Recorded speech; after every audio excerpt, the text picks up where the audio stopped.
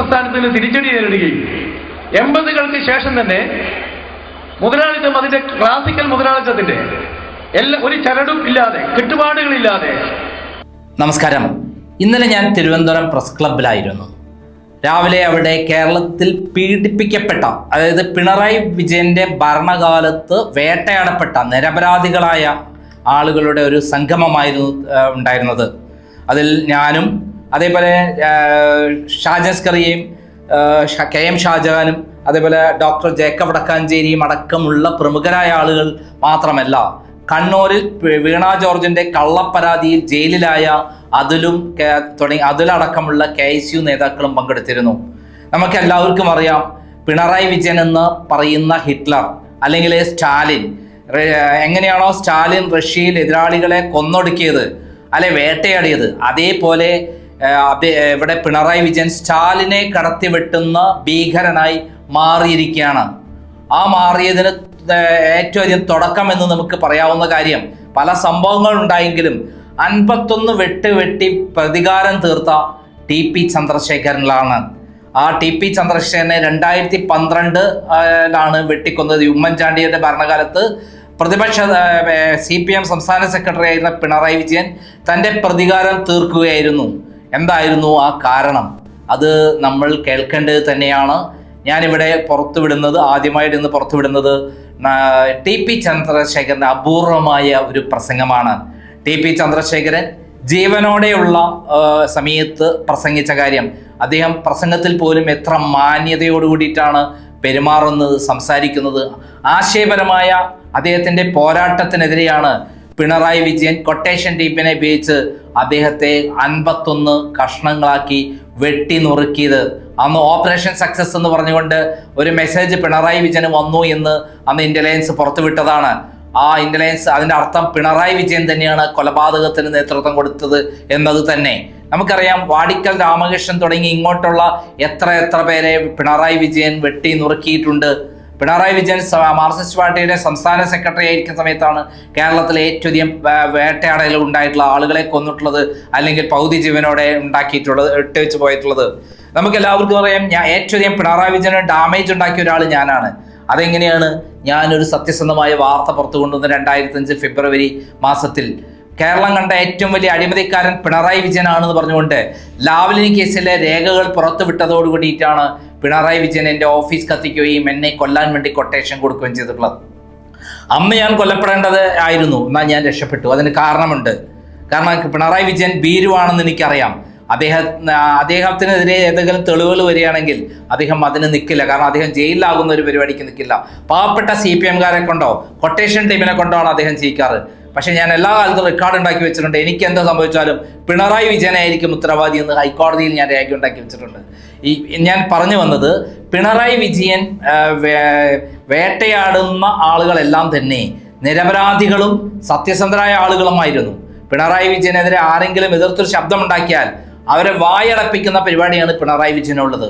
ആ പിണറായി വിജയന്റെ കേരളത്തിൽ അദ്ദേഹം ആരാണെന്ന് പാർട്ടിക്കുള്ളിൽ തന്നെ ശക്തമായ രൂപത്തിൽ പൊട്ടിത്തെറി ഉണ്ടായിരിക്കുന്ന ഒരു കാലഘട്ടത്തിൽ, മാർക്സിസ്റ്റ് പാർട്ടി പൊട്ടിത്തകർന്നില്ലാതായിക്കൊണ്ടിരിക്കുന്ന കാലഘട്ടത്തിൽ, പിണറായി വിജയൻ കുത്തക മുതലാളിത്തത്തിൽ നിന്ന് ബൂർഷാസിയുടെ അങ്ങേ തലത്തിലേക്ക് പറന്നു വരുന്നുകൊണ്ടിരിക്കുമ്പോൾ, ആയിരക്കണക്കിന് കോടി രൂപ വിദേശത്തടക്കം അദ്ദേഹം അനധികൃത സമ്പാദ്യം ഉണ്ടാക്കിക്കൊണ്ടിരിക്കുമ്പോൾ, കേരളത്തെ മുച്ചൂട് നശിപ്പിച്ച് ഇല്ലാതാക്കിക്കൊണ്ടിരിക്കുമ്പോൾ, ഇവിടെ ജനാധിപത്യം മുച്ചൂടും കുഴിച്ചുമുടപ്പെട്ടപ്പോൾ, അതേപോലെ ശബ്ദിക്കാനുള്ള അവകാശം മുഴിച്ചുമുടപ്പെട്ടപ്പോൾ, ഇതിനൊക്കെ തുടക്കക്കാരനായിട്ടുള്ള പ്രധാനപ്പെട്ട ഒരാളാണ് ആര്? നമ്മുടെ TP ചന്ദ്രശേഖരൻ. ആ TP ചന്ദ്രശേഖരന്റെ അപൂർവമായ ഒരു പ്രസംഗമാണ്, ജീവനോടെയുള്ള ഒരു പ്രസംഗമാണ് ഞാൻ ഇപ്പോൾ പുറത്തുവിടുന്നത്. ഇത് അപൂർവ ശേഖരങ്ങളിൽ നിന്ന് ഒരാൾ എനിക്ക് അയച്ചു തന്നാണ്. ഇത് പ്രിയപ്പെട്ട പ്രേക്ഷകർ എല്ലാവരും കാണുക മാത്രമല്ല എല്ലാ സ്ഥലത്തെയും പ്രചരിപ്പിക്കുകയും ചെയ്യണമെന്ന് വിനയപൂർവ്വം അഭ്യർത്ഥിക്കുകയാണ്. ഉദ്ഘാടനത്തിനായി സഖാവ് TP ക്ഷണിക്കുന്നു. അധ്യക്ഷ സഖാവെ,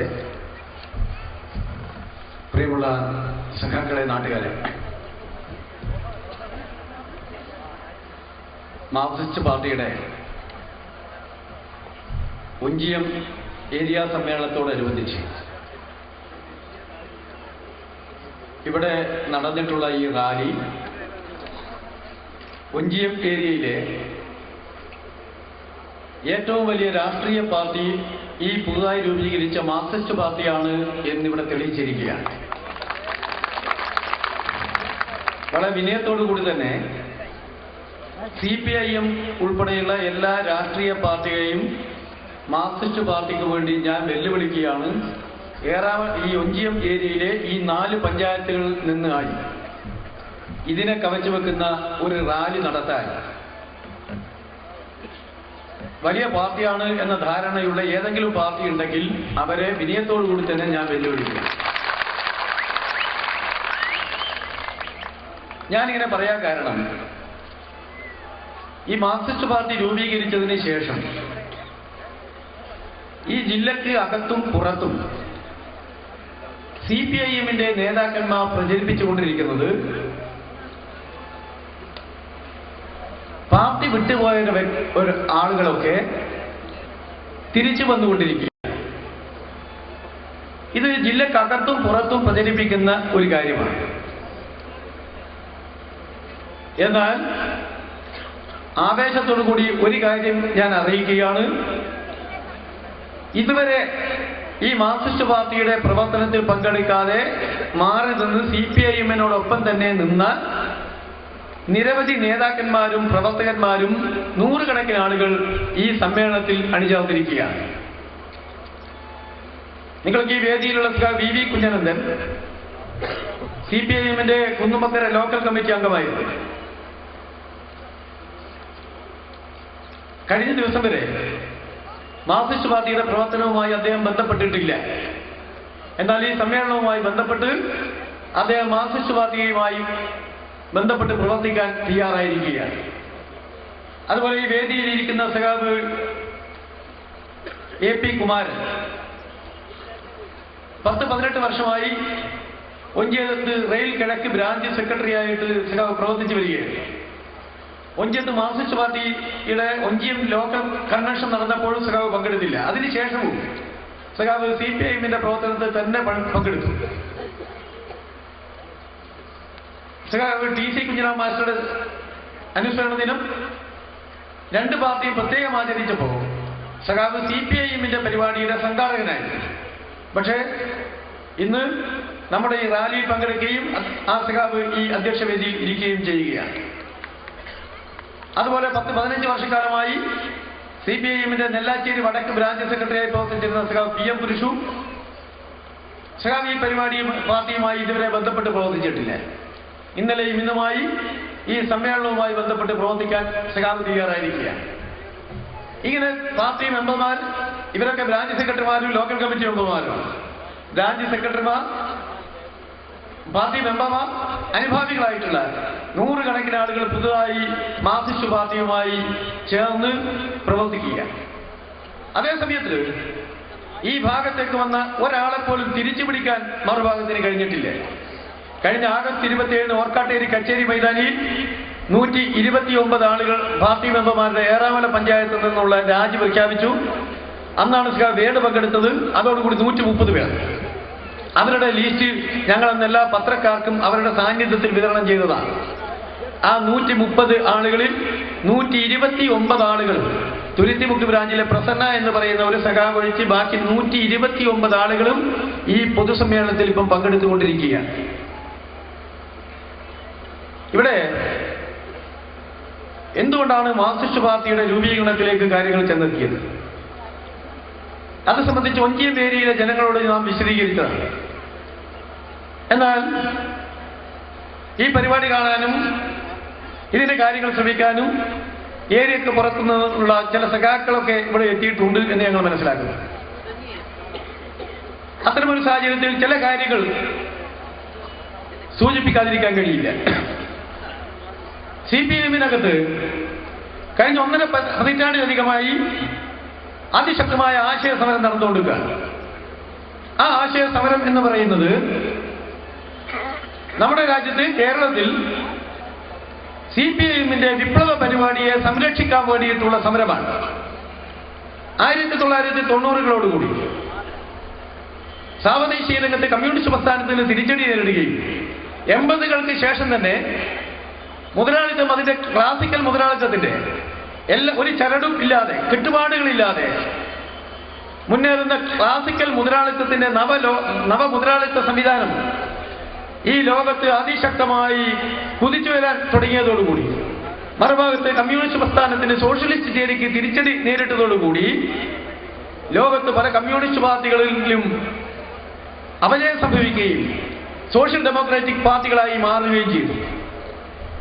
ഈ പുതു മുതലാളിത്തത്തിന്, നവമുതലാളിത്തത്തിന്റെ ഈ തള്ളിക്കയറ്റത്തിനിടയിൽ കേരളത്തിലെ CPIM-ന്റെ നേതൃത്വത്തിൽ ഒരു വിഭാഗം നവമുതലാളിത്ത വികസന നിലപാടിന്റെ വക്താക്കളായി മാറുന്ന അവസ്ഥയുണ്ടായി.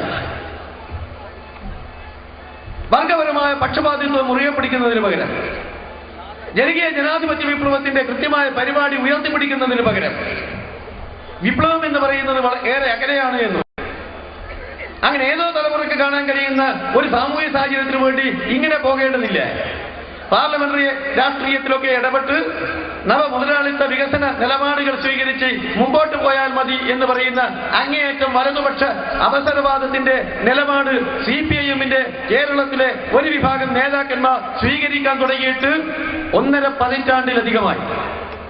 അതിനെതിരായിട്ടുള്ള രൂക്ഷമായ ആശയസമരം CPIM-ന്റെ സംസ്ഥാന സെക്രട്ടേറിയറ്റ് മുതൽ ബ്രാഞ്ച് വരെയുള്ള എല്ലാ പാർട്ടി ഘടകങ്ങളിലും 1.5 പതിറ്റാണ്ടിലധികമായി നടന്നു വരികയാണ്. ഈ അടുത്ത കാലത്തായി ഈ പറയുന്ന വലതുപക്ഷ അവസരവാദികൾക്ക്, ഈ വ്യതിയാനത്തിന്റെ വക്താക്കൾക്ക് CPIM-ന്റെ സംസ്ഥാന നേതൃത്വത്തിൽ പിടിമുറുക്കാൻ കഴിഞ്ഞു.